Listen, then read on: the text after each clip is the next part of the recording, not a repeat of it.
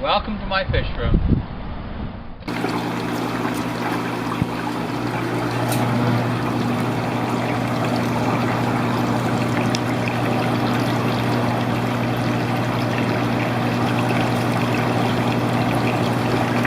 That is a Griessingeri Goby in active hunting mode. Now, how big do you think he is? Grand total of almost an inch.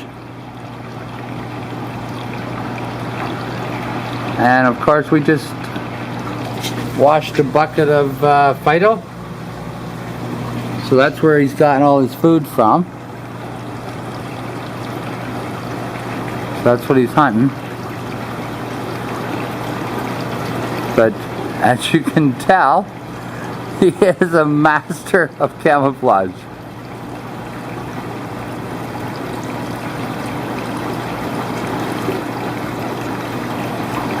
So this is something that you'd want to put in your nano tank, and make sure you have a good population of pods in there. Unless, of course, you got something like this that you can collect pods out of. Plus, we're also hatching the brine shrimp. Let's see how far that was warped down. So basically, we took the keto and we washed it. Where'd you go? There he is.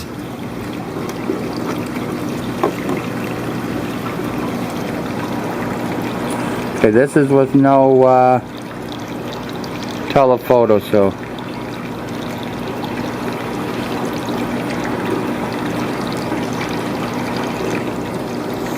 see, my son, my beloved son, the laziest little rat you could ever imagine being my son,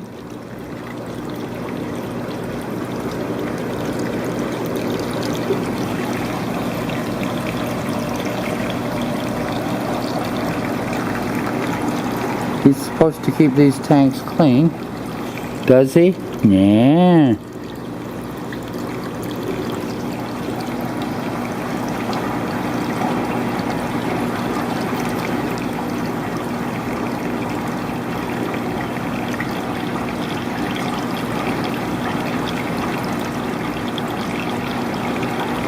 But as you can tell, for a nano tank or a pico tank, these are very, very entertaining little guys.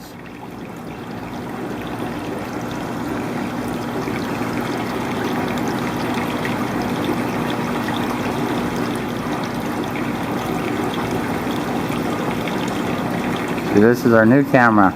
Better focus.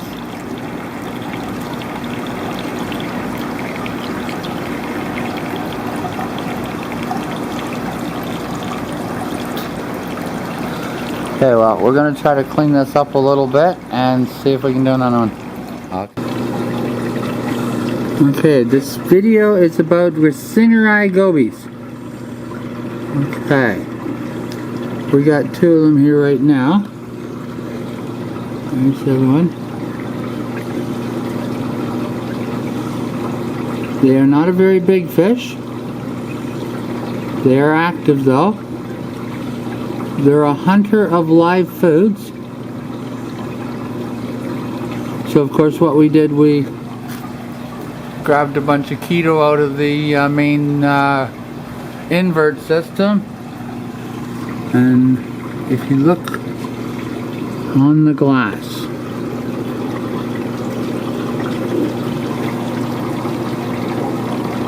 see the dots on the glass that are moving around? Yeah, the blue damsel's in the next tank. So anyhow, we got them set up here. But if you guys have a tiny, tiny saltwater tank and you need something that's about an inch long and possibly the most intriguing, cool little fish you could imagine, they're friendly towards each other. They have incredible color. Like the orange is just so vivid. They got really cool behavior. Like this is our better camera now, but even still you can't make out the fine details of these fish. They're very simple. All you do is you have a tank with lots and lots of copepods, amphipods, mysids, stuff like that. Feed the tank green water so that they keep producing lots and lots of food for them. And feed the tank green water. Like you can see all the little pods that we got swimming around in here. Because we don't normally culture things in, this is one of our quarantine systems. But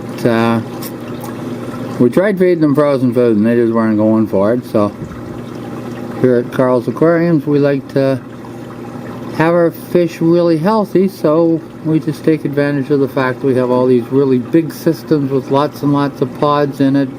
We use the Reef Crew products, so we always got lots of algae and phytoplankton and stuff like that. Okay, there you can see a little bit of the detail.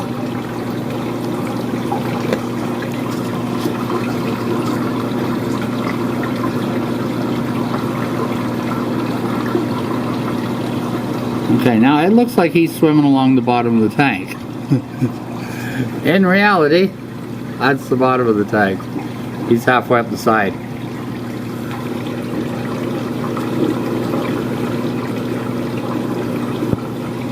There he is coming down.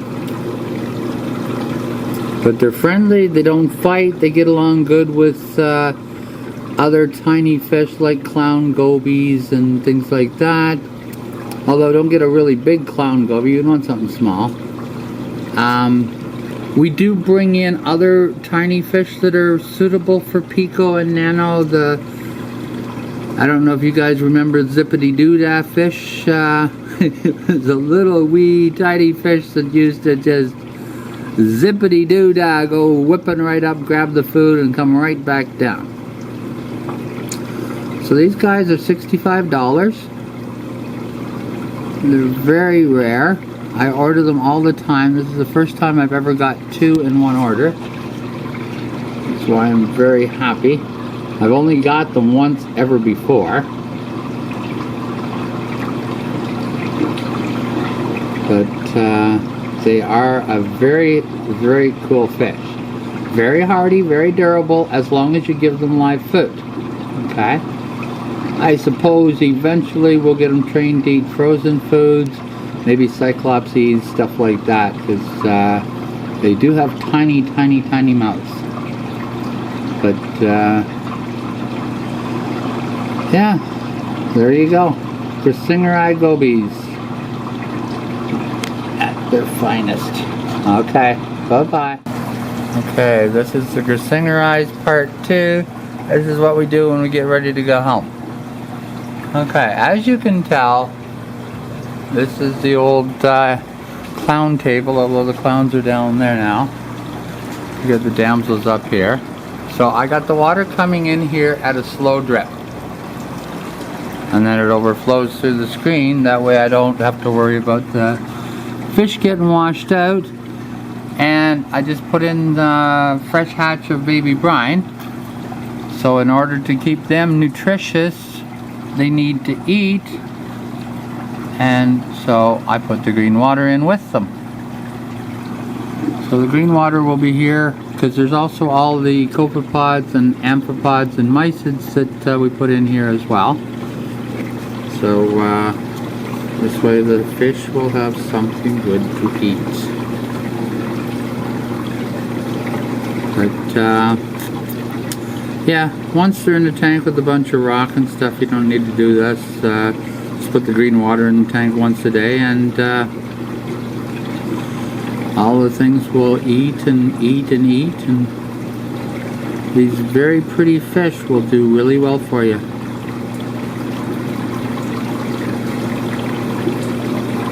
These guys are just fascinating. I don't know, some of you people might suspect that I like the unusual. See, he's hunting there. Like the pipefish and the little stuff, the tiny stuff, the zippity-doo-dah. I could just sit and watch these guys for hours.